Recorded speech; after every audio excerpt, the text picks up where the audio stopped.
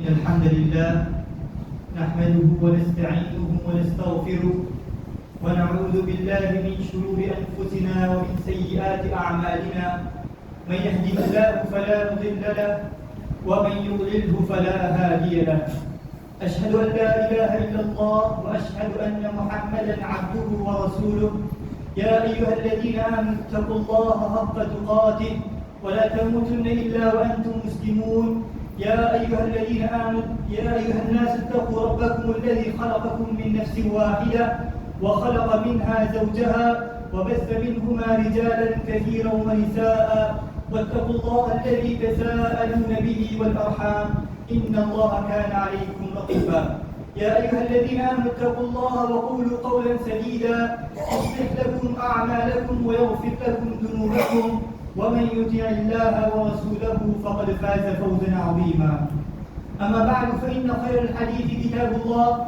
وخير الهدي هدي محمد صلى الله عليه وسلم وشر الأمور محدثاتها وكل محدثة بدعة وكل بدعة ضلالة وكل ضلالة في النار فأعوذ بالله السميع العليم من الشيطان الرجيم من همزه ونفخه ونفثه بسم الله الرحمن الرحيم واتقوا فتنة لا تصيبن الذين ظلموا منكم خاصة واعلموا أن الله شديد العقاب. تمام قسم کی تعریف تحمید تسبیح اللہ رب العالمین کے لیے لائق و زیبا ہے جو ہمارا خالق مالک اور مدبر سجا ہے. درود السلام ہو تمام انبیاء کرام پر بالخصوص ہمارے آپ کے پیارے نبی محمد بن عبداللہ الامین صلی اللہ علیہ وسلم پر جنہیں اللہ رب العالمین نے شفیع المذنبین اور رحمت للعالمین بنا کر بھیجا. اللهم صل على محمد وعلى آل محمد كما صليت على إبراهيم وعلى آل إبراهيم إنك حميد مجيد. اللهم بارك على محمد وعلى آل محمد كما باركت على إبراهيم وعلى آل إبراهيم إنك حميد مجيد. حضرات، خطبہ مسنونہ کے بعد آپ کے روبرو سورہ انفال کی آیت تلاوت کی گئی جس میں اللہ رب العالمین نے اہل ایمان سے خطاب کرتے ہوئے کہا وَاتَّقُوا فِتْنَةً لَا تُصِيبَنَّ الَّذِينَ ظَلَمُوا مِنْكُمْ خَاصَّةً. اور ان تمام فتنوں سے ہمیں ڈرنا چاہیے جو فتنے صرف ظالموں کو لاحق نہیں ہوں گے. وَاعْلَمُوا أَنَّ اللَّهَ شَدِيدُ الْعِقَابِ. اور جان لو کہ اللہ رب العالمین سخت سزا دینے والا ہے. آیت کریمہ میں اللہ رب العالمین نے دو چیزوں کی طرف اشارہ کیا. پہلی بات، ہر مومن و مسلمان کو چاہیے کہ وہ اپنے آپ کو فتنوں سے محفوظ رکھے، اپنے آپ کی حفاظت فتنوں سے کرے. اور دوسری بات جو اس آیت میں اللہ رب العالمین نے کہی کہ جب فتنے رونما ہوں گے، جب فتنے آئیں گے تو اس کی زد میں ظالم و فاسق کے ساتھ اچھے اور نیک لوگ بھی آئیں گے. اور یہ اللہ رب العالمین کی طرف سے، اللہ رب العالمین کی جانب سے ایک عادت ہوتی ہے. سب سے پہلا سوال یہ ہے کہ فتنہ کسے کہتے ہیں؟ اگر اسے سیدھے سادہ الفاظ میں ہم سمجھنے کی کوشش کریں تو فتنہ ایسے حالات کو کہ جن حالات میں گر جانے کے بعد انسان کو عمل کرنا دشوار ہو جائے، ایسے ماحول کو کہ جس میں انسان کا عقیدہ، اس کے اخلاق، اس کا ایمان خطرے میں ہو، ایسے حالات اور ایسے ماحول کو قرآن و حدیث میں فتنے سے تعبیر دی گئی ہے. اللہ کے رسول صلی اللہ علیہ وسلم نے اپنی امت کو فتنوں سے آگاہ کیا اور کہا کہ فتنوں سے بچتے رہا کرو، اور ان فتنوں سے بچنے کے لیے مختلف مثالیں دی. مختلف مثالیں دے کر کے اللہ کے رسول صلی اللہ علیہ وسلم نے ہمیں سمجھایا. احادیث میں جو ہمیں مثالیں ملتی ہیں ان میں سب سے پہلی مثال یہ ہے کہ اللہ کے رسول صلی اللہ علیہ وسلم نے فتنوں کی اس تسلسل کو سمجھانے کے لیے كَقَطْعِ اللَّيْلِ الْمُظْلِمِ، یعنی اندھیری رات کی سیاہ ٹکڑیوں کے مانند آپ صلی اللہ علیہ وسلم نے مثال دی کہ جب فتنے آئیں گے تو اسی طرح تاریک ہوں گے جس طرح ایک اندھیری رات کا حصہ ہوتا ہے. اندھیری رات کا ایک حصہ اپنے دوسرے حصے سے تاریک اور سیاہ ہوتا ہے، اسی طرح فتنے آئیں گے تو سیاہ اور تاریک ہوں گے. دوسری مثال جو حدیث کی کتابوں میں ہمیں ملتی ہے، اللہ کے رسول صلی اللہ علیہ وسلم نے اسے بارش کے قطروں سے مثال دی کہ جب فتنے آئیں گے تو اسی طرح آئیں گے جس طرح بارش کے قطرے نازل ہوتے ہیں. بارش کے قطروں سے کوئی محلہ اور کوئی گلی نہیں بچتی, ہر گھر میں بارش کا قطرہ نازل ہوتا ہے. اسی طرح جب فتنے آئیں گے تو اس کی عزت میں محلہ محلہ گلی گلی آئے گی. اللہ کے رسول صلی اللہ علیہ وسلم نے تیسری مثال جو فتنوں کے تسلسل کو سمجھانے کے لیے ہمیں دی وہ حصیر کی ٹکڑیاں ہیں, یعنی ایک چٹائی ہے اور اس چٹائی کی اگر ایک کاڑی نکل جائے تو اس کے پیچھے دو, دوسرے کے پیچھے تیسری, اور اسی طرح اس کو پوری چٹائی ختم ہو جاتی ہے. اسی طرح جب فتنے آئیں گے تو اس کا ایمان ختم ہو جائے گا, یا فتنے اس مسلسل اس تسلسل کے ساتھ اللہ کے رسول صلی اللہ علیہ وسلم نے پیشن گوئی کی. اللہ کے رسول صلی اللہ علیہ وسلم نے یہ تین مثالیں احادیث میں ہمیں دی فتنوں کے تسلسل کو سمجھانے کے لیے. اچھا, جب فتنے آئیں گے تو کیا ہوگا؟ بہت کچھ ہوگا. فتنے آئیں گے بہت کچھ ہوگا. اس سے مختصر یہ کہ فتنے جب آئیں گے جو زیادہ سے زیادہ ہوگا, اس وقت بندہ اپنے ایمان سے ہاتھ دھو بیٹھے گا, بندہ کافر ہو جائے گا, مرتد ہو جائے گا. اللہ کے رسول صلی اللہ علیہ وسلم نے کہا بادروا بالاعمال فتنا كمثل الليل المظلم يصبح الرجل مؤمنا ويمسي كافرا ويمسي مؤمنا ويصبح كافرا يبيع دينه بعرض من الدنيا. کہا کہ عمل کرنے میں جلدی کرو, عمل کرنے میں جلدی کرو. جب تک امن کے ایام ہے, سلامتی کے ایام ہے, عافیت کے ایام ہے, عمل کرو اور عمل کرنے میں جلدی کرو, قبل اس کے کہ فتنے آئے, اور وہ اس قسم کے فتنے جو سیاہ اور تاریک ہوں گے. کہا جب فتنے آئیں گے تو ہوگا کیا؟ یصبح الرجل مؤمنا ویمسی کافرا. ایک شخص جو صبح مسلمان تھا, جو صبح مومن تھا, شام ہوتے ہوتے کافر ہو جائے گا. اور وہی دوسرا شخص ویمسی مؤمنا ویصبح کافرا, ایک شخص جو شام کو مسلمان تھا, صبح ہوتے ہوتے کافر ہو جائے گا. حالات اس تیزی سے بدلیں گے کہ اس میں اپنے ایمان کی حفاظت, اپنے عقیدے کی حفاظت اس قدر دشوار اور مشکل ہو جائے گا. پھر کہا اصل مسئلہ کیا ہے؟ یبیع دینہ بعرض من الدنیا. اصل مسئلہ مادہ پرستی, پیسوں کی پوجا, درہم و دینار کی محبت. جہاں پیسہ مل جائے وہاں اپنی ضمیر کیا چیز ہے اسے خبر نہیں, جہاں روپیہ مل جائے وہاں اسے اپنی دین کی پرواہ نہیں, اپنے دین کو وہ روپیوں کے خاطر, اپنی دنیا کی خاطر بیچ دے گا اور کافر ہو جائے گا. اگر اللہ کے رسول صلی اللہ علیہ وسلم نے فتنوں کی تسلسل کو سمجھایا اور کہا کہ حالات اس قدر تیزی سے بدلیں گے کہ اس میں اپنے ایمان کی حفاظت, اپنے عقیدے کی حفاظت, اپنے اخلاق کی حفاظت اس قدر دشوار اور مشکل ہو جائے گی. حضرات, بعض چیزیں ایسی ہیں جو ہماری زندگی میں کامن ہے, مگر وہ چیزیں ہمارے لیے کبھی بھی کسی بھی لمحہ فتنہ بن سکتی ہے. مثلا عورت ہے, مرد ایک صنف ہے, عورت ایک صنف ہے, مگر شریعت کہتی ہے کہ عورت کبھی بھی کسی کے لیے بھی فتنہ بن سکتی ہے. کب؟ جب یہ بے حیا ہو جائے, جب یہ بے شرم اور بے آبرو ہو جائے, اپنا حجاب اتار دے اور گھروں میں رہنے کو اپنے لیے غلامی تصور کرنے لگے, اپنے حسن و جمال کی نمائش بازاروں میں کرنے لگے, تو پھر شریعت کہتی ہے کہ یہ وقت کا اتنا بڑا فتنہ ہوگا جو ہر جگہ ہوگا اور ہر ایک کے لیے ہوگا. اللہ کے رسول صلی اللہ علیہ وسلم نے کہا واللہ ما ترکت بعدی فتنة اضر علی الرجال من النساء, کہ اللہ کی قسم مردوں کے لیے میرے بعد عورتوں سے بڑا فتنہ میں نے نہیں چھوڑا. عورت مردوں کی جوانی کے لیے فتنہ ہے, عورت یہ مردوں کی جوانی کے لیے فتنہ ہے جب یہ اپنے حسن و جمال کی نمائش کرے اور جب یہ بے حیا اور بے آبرو ہو جائے. اسی طرح آپ نے کہا اولاد نعمت ہے, وہی دوسری طرف فتنہ بھی. انما اموالکم و اولادکم فتنہ, قرآن کہتا ہے کہ یہ اولاد فتنہ ہے. کب؟ جب یہ اولاد جب اس اولاد کی ہم تربیت نہ کریں, جب ان اولاد کی ہم ہر جائز و ناجائز خواہشوں کو پوری کرنے لگے. ہم یہ کہتے ہیں کہ ابھی بچہ ہے, بڑا ہونے لگے, ابھی یہ چھوٹا ہے, ہر ارمان اس کی پوری کر لیتے ہیں اور اتنا لاڑو پیار دیتے ہیں کہ شریعت کو اٹھا کر تاکہ نسیان پر رکھ دیتے ہیں اور شریعت کو اٹھا کر پسے کچھ ڈال دیتے ہیں. یہی اولاد کی محبت ہمیں یہی اولاد کی لاڑ و پیار ہمیں تربیت کرنے نہیں دیتی. بعض دفعہ انسان اولاد کی خاطر اتنا گرتا ہے جتنا اپنے لیے نہیں گرتا. اولو العزم پیغمبر حضرت نوح علیہ السلام کا قصہ بڑا مشہور ہے کہ ان کی ایک بیوی کافر تھی. نتیجہ یہ نکلا کہ ایک بیٹا بھی راہ راست سے ہٹ جاتا ہے. اور جب اللہ رب العالمین کا عذاب آتا ہے تو دیکھتے ہیں کہ بیٹا آنکھوں کے سامنے ڈوب رہا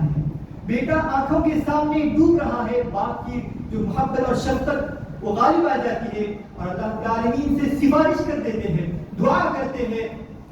مگر اللہ رب العالمین کی جانب سے وحی آتی ہے اور اس انداز سے وحی آتی ہے انہو لیس من اہلک, وہ تمہارا فیملی ممبر نہیں, وہ تمہارا خاندان والا نہیں. انہو عمل غیر صالح, اس کا عقیدہ اور اس کا عمل درست نہیں, اس کا ایمان درست نہیں, وہ مشرک تھا. انی اعیذک ان تکون من الجاہلین. اے نوح ایسے نادانی مت کرو, جاہلوں جیسی حرکتیں مت کرو. ایسا انداز اور ایسا لہجہ اللہ رب العالمین نے اولو العزم پیغمبر کو اپنے اولاد کی وجہ سے دیا. اس لیے اولاد یہ کبھی بھی کسی کے لیے بھی فتنہ بن سکتی ہے. لاڑو پیار کا ہرگز مطلب یہ نہیں کہ ان کی ہر جائز و ناجائز خواہشیں پوری کی جائے, ان کی ہر ارمان پوری کی جائے, بلکہ ان پر احتسابی نظر رکھنا یہ بھی اخلاقی فریضہ ہے اور تربیت کا ایک حصہ ہے. اسی طرح حضرات, جو اس امت کے عمومی فتنے ہیں ان فتنوں میں سے ایک فتنہ مال کا فتنہ ہے. اللہ کے رسول صلی اللہ علیہ وسلم نے کہا لکل امت فتنہ وفتنۃ امتی المال. ہر امت کے لیے کچھ خاص فتنے ہیں اور میری اس امت کے لیے جو فتنہ ہے وہ مال کا فتنہ ہے. مال کی جب بات آئے تو کیا حلال و حرام, کیا جائز و ناجائز, بس مال اور مال کہتے ہیں. حل من مزید کا تقاضا رہتا ہے. ہمیں مال چاہیے, چاہے وہ ظلم کر کے ہم کھائیں گے, چاہے وہ کسی کا حق مار کر کے کھائیں گے, بس حل من مزید ہمیں زیادہ سے زیادہ مال کی حفظ اور مال کی محبت رہتی ہے. اللہ کے رسول صلی اللہ علیہ وسلم نے کہا فواللہ لا الفقر اخشى عليكم ولكن اخشى عليكم ان تبسط عليكم الدنيا كما بسطت على من كان قبلكم فتنافسوها كما تنافسوها وتهلككم كما تهلكهم. اللہ کے رسول صلی اللہ علیہ وسلم نے کہا کہ مجھے اس بات کا ڈر نہیں کہ میری امت کے لیے غریبی اور غریبی کا ہمیں ڈر نہیں, بلکہ ڈر ہے تو اس بات کا کہ جس طرح پچھلی امتوں کے لیے دنیا کے دروازوں کو اور دنیا کے ساز و سامان کو کھول دیا گیا, اسی طرح میرے امت کے لیے کہیں کھول دیے جائیں اور اس میں ہم اتنے سبقت نہ کر جائے کہ جس طرح پہلے والوں نے سبقت کی, یا پہلے والوں نے جس طرح اللہ رب العالمین نے مال کے ذریعے سے ان کو ہلاک کیا, اسی طرح کہیں اس امت کو ہلاک نہ کر دیا جائے. اللہ کے رسول صلی اللہ علیہ وسلم نے یہ ڈر اور یہ خوف ظاہر کیا. اسی لیے مال ایک فتنہ ہے. حقیقت میں اگر دیکھا جائے تو یہ مال ایک نعمت ہے, اولاد ایک نعمت ہے, عورت ایک نعمت ہے, مگر یہ کبھی بھی کسی کے لیے بھی فتنہ بن سکتی ہے. حضرات, ہم جس ماحول سے گزر رہے ہیں یہ وہ ماحول ہے جو فتنوں سے گھرا ہوا ماحول ہے. ہم ایسے ماحول سے جی رہے ہیں, ماحول میں جی رہے ہیں, یوں کہیے کہ ہم فتنوں کے سمندر میں جی رہے ہیں. اگر ہمارا ایمان زندہ ہو, ہماری دینی حمیت زندہ ہو, دینی غیرت ہماری اگر زندہ ہو, تو ہم یہ محسوس کریں گے کہ ہمارے آگے فتنے, ہمارے پیچھے فتنے, ہمارے دائیں فتنے, ہمارے بائیں فتنے, ہم ہر جانب سے فتنوں سے گھرے ہوئے ہیں. اور ان میں سے بعض فتنے ایسے ہیں جو زمانے قدیم سے چلتے آ رہے ہیں اور آج کے اس دور میں سر اٹھا کر کے بڑی تیزی سے چل رہے ہیں, جن میں سے سر فہرست شرک و ارتداد کا فتنہ ہے. مسلمان ہیں کافر ہو رہے ہیں, مسلمان ہیں اللہ رب العالمین کے متعلق ایسا عقیدہ رکھ رہے ہیں جو انہیں کفر تک پہنچانا ہو, ایسا ان کے اندر علمی شعور کم ہو گیا ہے اور ایسا عقیدہ رکھ رہے ہیں کہ انہیں کافر بنا رہا ہے. وہیں دوسری طرف بدعات کا فتنہ, خرافات کا فتنہ, دین کی نئی نئی تعویلیں, قرآن کی نئی نئی تفسیریں, احادیث کی نئی نئی تعویلیں جو 14 صدیوں تک نہیں ہوئی, آج کے اس دور میں ہم دیکھ رہے ہیں. بعض فتنے ایسے ہیں جو آج کے اس زمانے میں پیدا ہوئے اور آج ہی کے زمانے میں بڑی تیزی سے پھیل رہے ہیں، اور ہمارا یہ معاشرہ بھی اس فتنے کی زد میں ہے، جن میں سر فہرست منشیات کا فتنہ ہے، نشے کا فتنہ ہے۔ یہ فتنہ اتنا بھیانک فتنہ ہے کہ ہمارے نوجوانوں کی جوانیوں کو کھا رہا ہے، یہ فتنہ ہمارے نوجوانوں کی زندگیوں کو برباد کر رہا ہے، ہمارے آباء و اجداد کی کمائی ہوئی دولت کو برباد کر رہا ہے وہ نوجوان جو اس منشیات کے فتنے میں موجود ہے۔ اور یہ فتنہ ایسا نہیں کہ صرف نوجوانوں میں دکھائی دے رہا ہے، بلکہ وہ بچے اور بچیاں جنہیں ابھی صحیح اور غلط کی تفریق نہیں، ان کے ہاتھوں میں ایسی چیزیں ہم دیکھ رہے ہیں جو انہیں منشیات کے عادی بنا رہے ہیں، اور عادت سے بڑھ کر انہیں ایسی عدت اور اس کا ایسا غلام بنا رہے ہیں کہ اس کو حاصل کرنے کے لیے، منشیات کی چیزوں کو حاصل کرنے کے لیے وہ کسی بھی حد گزر سکتے ہیں، اپنے والدین کا قتل بھی کر سکتے ہیں۔ چوری ڈکیتی یہ عام سی بات ہے، کہنے والے نے کہا ہے کہ ہر نشہ لینے والا شخص اپنی جگہ چور ہوتا ہے، ہر نشہ لینے والا شخص اپنی جگہ ڈاکو ہوتا ہے۔ اپنے والد کے جیب سے چرانا، والدہ کے زیور چرانا، بہن بھائیوں کے گھر میں جا کر ان کی چیزیں اٹھانا یہ عام سی بات ہے۔ اصل میں جو مسئلہ ہے یہ ہے کہ جن چیزوں سے نشہ کیا جاتا ہے وہ بڑی قیمتی ہوتی ہے، اور اس کو حاصل کرنے کے لیے پیسوں کی ضرورت ہوتی ہے، اور اس کو حاصل کرنے کے لیے نوجوان اور بچہ کسی بھی حد تک گزر سکتا ہے۔ اسی لیے اپنے بچوں پر نظر رکھیے، اپنے بچوں پر نظر رکھیے، اپنے محلے کے بچوں پر نظر رکھیے، اپنے خاندان کے بچوں پر نظر رکھیے، ان کی کاؤنسلنگ کرے، ان کی تربیت کرے، ان میں سدھار پیدا کرے۔ ایسا نہیں کہ آپ کا بچہ نہیں تو آپ ان کی فکر نہیں کریں گے۔ اگر آپ دوسرے کے بچے کو دیکھ کر یہ مطمئن ہے کہ میرا بیٹا اس میں شامل نہیں، تو ممکن ہے کل یہ آپ کے گھر میں بھی پہنچ جائے۔ اگر آپ آج کسی دوسرے کے جلتے ہوئے گھر کو دیکھ کر اس کو بجھانے کی کوشش کریں گے تو کل یہ آگ آپ کے گھر تک پہنچنے سے پہلے ہی ختم ہو جائے گی، بجھ جائے گی۔ اسی طرح حضرات فتنوں کی بات چل رہی ہے تو یہ موبائل فون اس وقت کا سب سے بڑا فتنہ ہے۔ موبائل فون اس وقت کا سب سے بڑا فتنہ ہے۔ آج اس کے خیر کو اس کے شر کے ساتھ الگ کرنا دشوار ہو رہا ہے۔ کہنے کو یقیناً ایک ضرورت کا سامان ہے، کہنے کو الیکٹرانک ڈیوائس ہے، ہاں الیکٹرانک ڈیوائس ہے، ضرورت کا سامان ہے، ہماری ضرورت بن گئی ہے، مگر یہ فتنوں کا منبع ہے، فتنوں کا مصدر ہے۔ اصل میں اس میں سوشل میڈیا ہے، اور یہ سوشل میڈیا فتنوں کا سمندر ہے کہ جس کے شر کو اس کے خیر کے ساتھ الگ کرنا ہمیں دشوار ہو رہا ہے۔ اسی لیے یہ موبائل فون ہمارے لیے بہت بڑا فتنہ ہے۔ ہم اپنے آپ سے پوچھیں کہ اس موبائل فون سے ہم نے کتنی فلمیں نہیں دیکھی، کتنے گانے نہیں سنے، کتنی تنہائی کے عالم میں ہم نے کتنی فحش ویڈیوز نہیں دیکھی۔ اپنے آپ سے پوچھیں ہمارا زہد، ہمارا تقویٰ، ہمارا اللہ کے رب العالمین سے تعلق اس موبائل کی وجہ سے خطرے میں ہے۔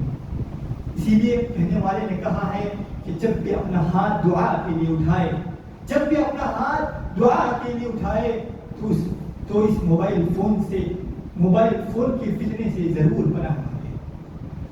حضرات ہم جس ماحول سے گزر رہے ہیں قدم قدم پر فتنے ہیں، ہم فتنوں سے گھرے ہوئے ہیں، اور اس وقت اگر ہمیں فتنوں سے کوئی چیز محفوظ کر سکتی ہے تو ان میں سر فہرست دعا ہے۔ دعاؤں کا اہتمام ہمیں خاص طور پر کرنا چاہیے۔ اللہ کے رسول صلی اللہ علیہ وسلم نے صحابہ سے کہا تعوذوا باللہ من الفتن ما ظہر منها وما بطن، کہ اے لوگوں ان تمام فتنوں سے پناہ مانگو جو ظاہری اور باطنی ہوں گے۔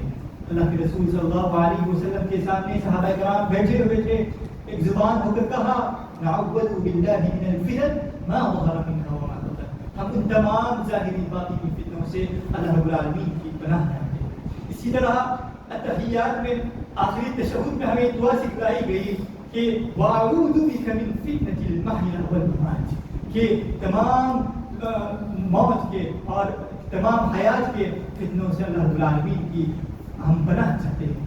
اسی طرح ہمیں چاہیے کہ جب بھی ہم دعا کے لیے ہاتھ اٹھائے، جب بھی ہم اللہ رب العالمین کی بارگاہ میں اپنا ہاتھ اٹھائے تو ان تمام ظاہری باطنی فتنوں سے اللہ رب العالمین کی پناہ میں آئے۔ دوسری چیز جو ہمیں فتنوں سے روکتی ہے وہ ہے علم. دینی علم یہ ہمیں یہ شعور پیدا کرتا ہے کہ کیا صحیح ہے کیا غلط ہے، کیا صحیح ہے اور کیا غلط ہے. اس چیز کی تمیز ہمیں شرعی علم عطا کرتا ہے.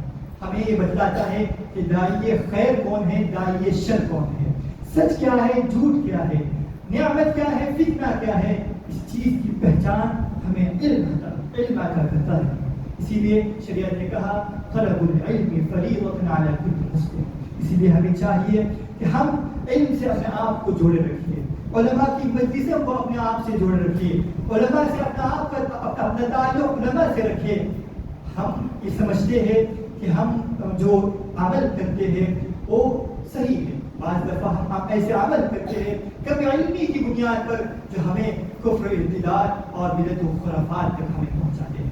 اسی لیے اپنے آپ کو علم سے جوڑ رکھنا یہ ہمیں فتنوں سے محفوظ رکھتا ہے. اللہ رب العالمین سے دعا ہے کہ اللہ رب العالمین ہمیں ہر ظاہر و باطن فتنے سے ہماری حفاظت فرما. اللہ رب العالمین ہمیں ہر چھوٹے بڑے فتنوں سے حفاظت فرما. مال، اولاد، عورت، ہر ایک قسم کے فتنے سے اللہ رب العالمین ہماری حفاظت فرمائے. جو پریشان حال ہے اللہ رب العالمین ان کی پریشانی کو دور کرے. جو مصیبت میں ہے اللہ رب العالمین انہیں مسائل سے نکال دے. جو قرض دار ہے ان کی قرض کی ادائیگی کا اللہ رب العالمین کوئی واسطہ اور کوئی وسیلہ بنائے. آمین ثم آمین. وآخر دعوانا الحمد للہ رب العالمین.